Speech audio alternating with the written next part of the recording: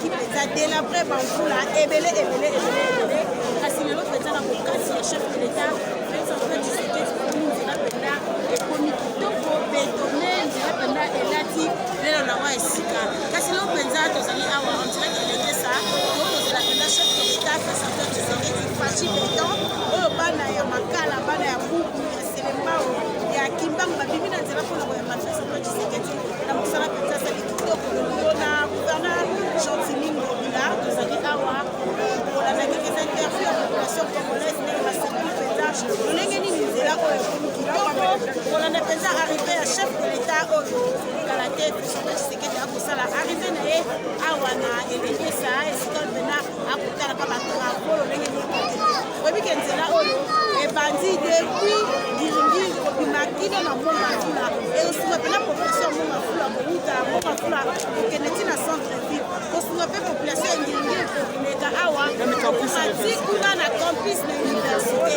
ezali mpenza nzela moko très avantage mpona peuple congolais omoni population bazali mobilise ya koyamba Félix Tshisekedi basepeli mpena na nzela oyo mpenza nini esalami depuis Mariano tina koshite tina baipasi oyebike nzela oyo ezalaki ya kobeba makasi na lelo kotala mpena nzela ezali betone asphalte nzela ekomi kitoko makasi longonya mpena na Félix Tshisekedi peuple congolais basepeli kalaki fachi beton akosala entre na ye tosengi osabone massivement na Congo lisanga okende kopartage bavideo na biso ozala jamais déçu kolanda arrivé à chef de l'état quelques interviews tofutani bongo na nsima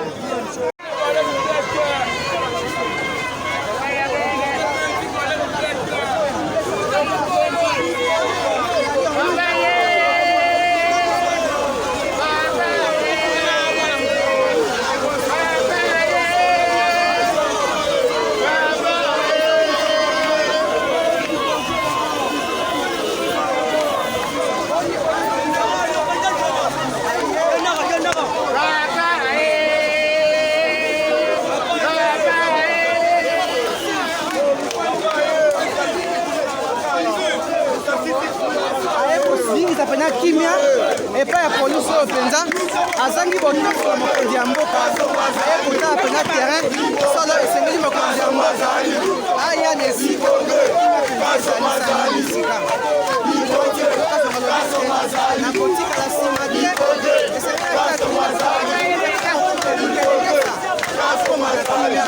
mpenza bayimboka mpe bayambi général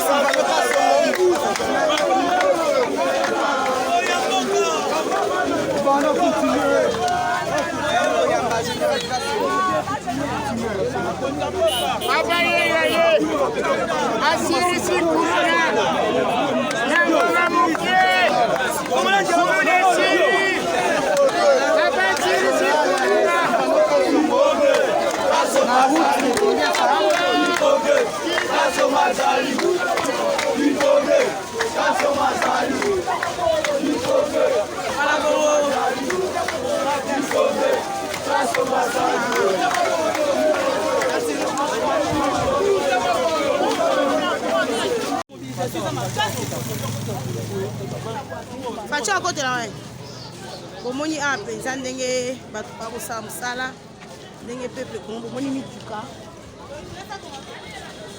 mama Abigail moi commentaire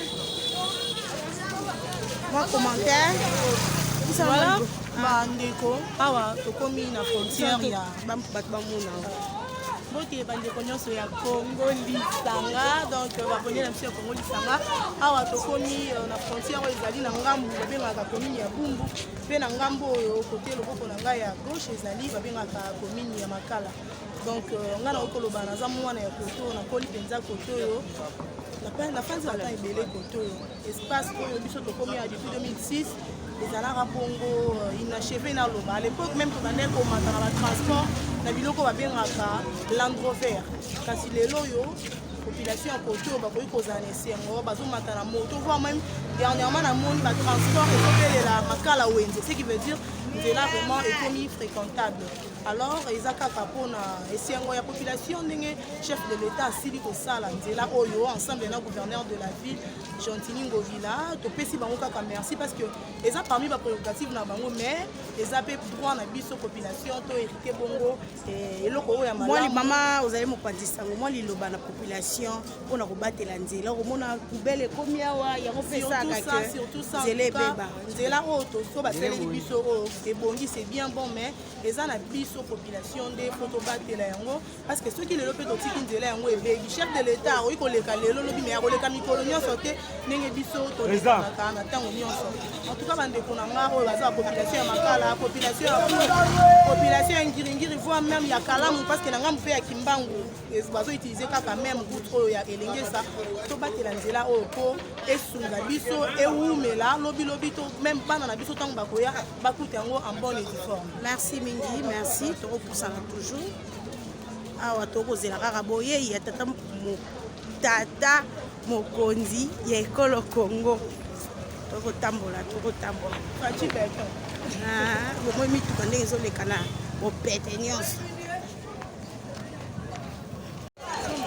Oui, tozopusana kaka maleme tokozela arrivé ya chef de l'état Félix Antoine Tshisekedi nzela penza bino mo bomoi ndenge nzela ekomi bétonné cimenté nzela oyo ezalaki délabré mbula na mbula kasi na bokasi ya chef de l'état Félix Antoine Tshisekedi elongo na gouverneur Gentini Ngobila Penda coup de chapeau na bango base mosala malamu nzela ekomi kitoko bokomona ndenge population babimi libanda bakozela kaka arrivé ya chef de l'état Félix Antoine Tshisekedi bana ngiringiri bana bumbu bana makala bazali mobilisé mpona koyamba faci beton ainsi que bana commune ya kalamu bazali mobilisé bana quartier kimbangu bazali mpenda mobilisé mpona kozela chef de l'état omonaki tolakisa ye bino nzela ezalaki nango esilaki te mais lelo tokiti awa tomoni mpenza travaux et avancé malamu batravaux ekei mpenza na lombango kasi nzela oyo ekobima si monga fula ti baipasi mpona kosunga population ya ngaba eoke suti na bakongo esunga population ya ngaba bomoi ndenge population batelemi ituka yango wana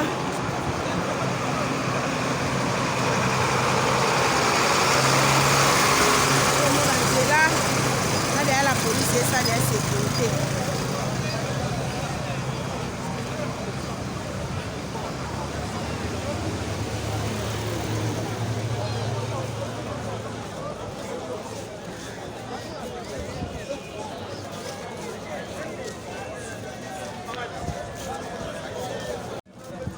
Toujours la visibilité, toujours na travaux ya 100 jours ya chef de l'état awa penza nanu makadam ekoti te kasi babwaki déjà zelo babwaki goudron bokomona tokotambola kaka avant arrivé ya chef de l'état tokosala mwa visibilité bomona avant boyei ya mokonzi ya mboka Félix Antoine Tshisekedi avant boyei ya le gouverneur Gentini Ngobila omoni awa ndenge population bazali mobilisé baza mpena mobilisé ya kozela arrivé ya Félix Antoine Tshisekedi koyamba mpenza tata ekolo Congo mwana mboka faci beton oye nzela mpenda oyo ndenge ekomi bétonné kaka ndenge kombona ezali bakobenga awa tokokita mpe na se tokutaki elengesa Maman Abigail a toujours na elengesa non oui toza toujours elengesa mais place frontière ya ngambo makala na ngambo ya bumbu ebandi nde bomona esika oyo nga naza vraiment mwana oyo nakoli bakote oyo espace oyo ezalaka nakoloba ezalaka na makadam te ezalaka na makadam te c'est pour la toute première fois parce que biso tokomi awa na ngiringiri na 2006 le chef de l'État a déterminé à sa vie avec Congolais Malam et tout soutenir Yango Et voilà, donc l'impression à Liboso Yangoana, nous élayer, tout fait sa confiance dans le tout réitérer confiance dans le Chopanaye, dans ma caméra, ça se là, et ça y a consultation, peuple a dit Simanaye, parce que bon, bah ça l'a 18 ans, bah tu sais qu'il m'a dans la carte ya Kao, mais seulement avec une année et quelques mois, changement de ça, bien que Baza Koutia Bakal par-ci par-là, tout ça après consultation. Donc impression à Liboso. Tout ça pour le descente, il y a chef de l'État, Félix Antoine Tshisekedi, Nzela a élégué ça, il a oublié pendant tous ces temps, mais lorsqu'il est arrivé, ça il quand même fait des choses pour sa population. Voilà. Et quel est l'appel vous lancez à tous ceux qui refusent la faisabilité du chef de l'État? Mais ce sont des gens qui ne comprennent rien, qui n'aiment pas le pays. Vous savez, l'amour du pays, c'est l'ADN que tout le monde a. Tout citoyen doit avoir l'ADN de l'amour du pays. Mais il y a des gens qui n'ont pas cet ADN, et bien qu'on a essayé de les ramener vers la raison, mais c'est leur façon d'être. Et voilà, nous continuons à être derrière les nationalistes et les patriotistes pour que notre pays soit sauvé, derrière Félix Antoine Tshisekedi. Voilà. C'est seulement la commune de Makala que vous avez visité en premier? Non, nous avons commencé avec, les chefs de l'État ont commencé avec les sauts des moutons. Vous savez que ça traînait. Mais après son passage, vous avez vu qu'il y avait des procès par-ci par-là. Et les choses vont continuer à aller de l'avant. Bien qu'il y a des pesanteurs de gens qui ont la mentalité de vouloir mettre ces pays par terre, à genoux. Et les chefs de l'État étaient déterminés de débloquer cette histoire-là. Ensemble avec le peuple qui est derrière lui, nous allons gagner. Merci beaucoup. Merci. Merci.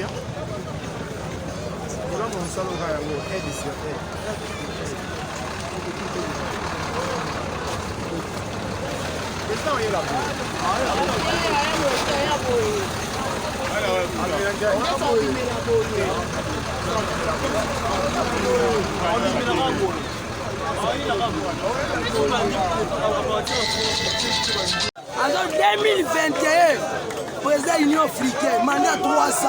Et ça qui est une année comme il est 300. 2021, on va diriger 56 pays en Afrique. A tout président, c'est un roi. Bandeko FCC, Toya Bisabino, samedi, biso na bino. Nzoto na nzoto. Elumbe lumbe, mwete mwete. Père tika to ba fazer na limité pamba te. Régime akabila botika na cicatrice na masasi bobeta. Tu père sokola ngate. Bagaz bobeta na port Senko. Nyoso. Pona mboka na biso o nyoso. Mais samedi to bisibino. Bolia botonda. CG déjà ebisaki biso. Pour continuer sur la bêtise. Samedi, biso na bino na balabala pour soutenir consultation chef de l'État. Tout détenu à la République démocratique du Congo. Moi, les Lobananzela ont un chef de l'État, c'est le Rumenteke na Lombango. Et sur lesquels la biso vraiment banda Congo banda. L'époque depuis Mobutu. Bakale tika ko zanzela te ata mukie. Ba mama ba boti biso, ba kufa, ba koko, génération en génération. Tout le monde a fait. Mais on a fait mais du fois. On dit que fait ça Nzambe. On dit que fait ça Nzambe. Mais on a qui m'a dit ça dans mon col là, le régime Kabila. Baba menanga be na ministre comme on a ça. Moi que Kimbambi va vivre. Mais na qui ministre là, lui c'est IDPS. Père banda ko yebisa biso. Ennemi démocratie ça bobangi. Il y a un moment où on a mettre les banques maintenant fait. Il y a un moment où on a bêtise ou les signes. D'accord, on a banques qui sont là, on a accord, au dialogue. Ça me dit comment on est sûr qu'on va battre. Merci. Merci les journalistes. Votre travail est autorisé. La meilleure des choses, on se met d'abord au travail. Le travail, c'est là où les résultats et nos compatriotes seront contents. Et pour nous, on a vu surtout mi pesa na musala, tout tira ba discours rebelle. Il y a un moni de l'eau. Wana boum awa na kati elengesa ekangamina ngiringiri na makala yango esala Kinshasa mobimba yango toyeba kwa senir ville de Kinshasa mobimba Kinshasa era komete limité makala bumbu ngiringiri ça fait partie de la ville de Kinshasa. C'est pour cela chef de l'État azoya lelo komona oyo déjà eza elembo zo sala lelo ngana senga komi pesa na musala pona résultat bana mboka biso zo se ensemble. Merci.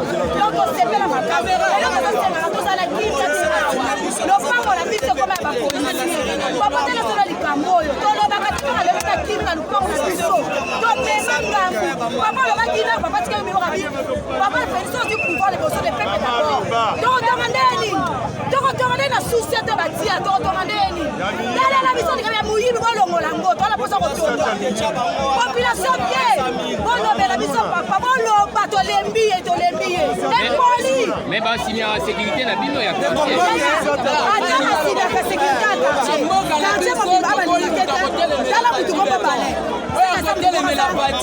aza deno ya Congo netiye aza ndoki ya Congo bango balingi kotia ordre te na mboka balingi kokanga neti ngai elongi eza ekuluna te me ye solo akotani na ngai akokanga ngai azolobake ngai nde kuluna iliko napesa 200 000 neti na makambo abo ake koloba na miso ya bato nyonso te alobi bien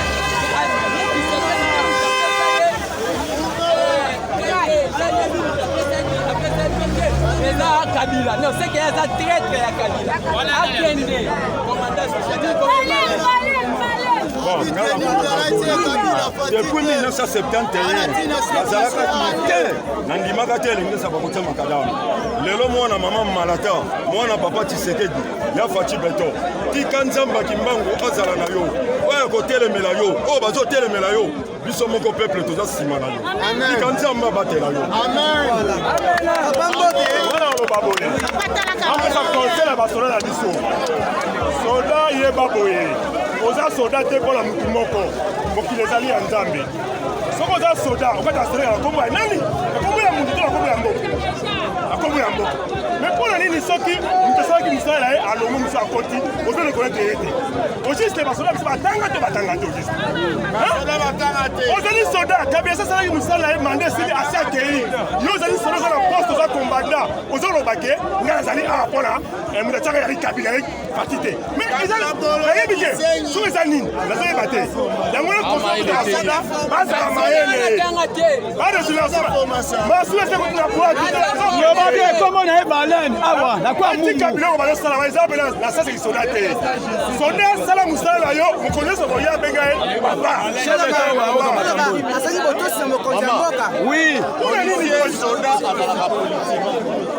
policier soda azalaka na parti politique ye azape na service ya nation comment un policier reconnu aza agent ya l'état telema alobaki ngai moto atianga ye awa eza Kabila comment expliquer est-ce que un policier akomisation eza bagent na ye ya bandakala na société oyo awa soki aveni bagent na ye ya bandakala anda nzela oyo ebanda ye atia barrière awa esala nde kokanga na bapieto na bato ya mote na bato ya bapesa 5 francs aza moto asopanga bakangaka ye na odikolo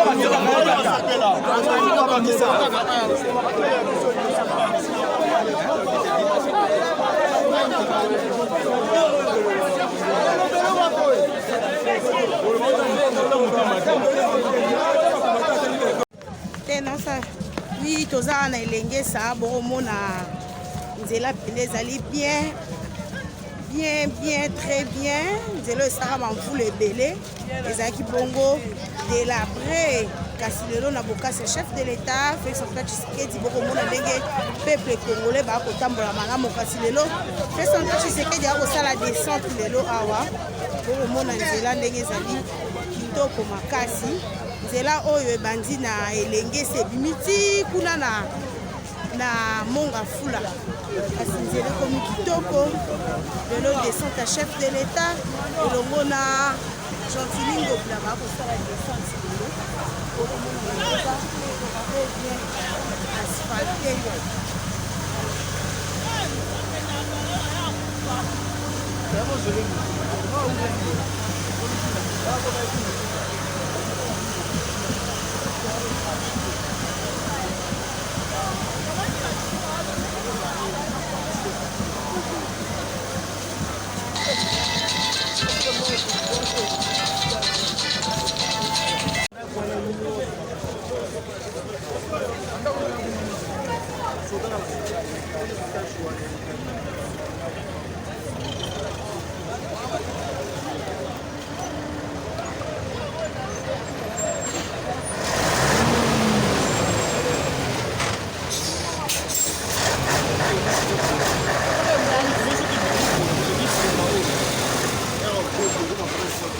merci.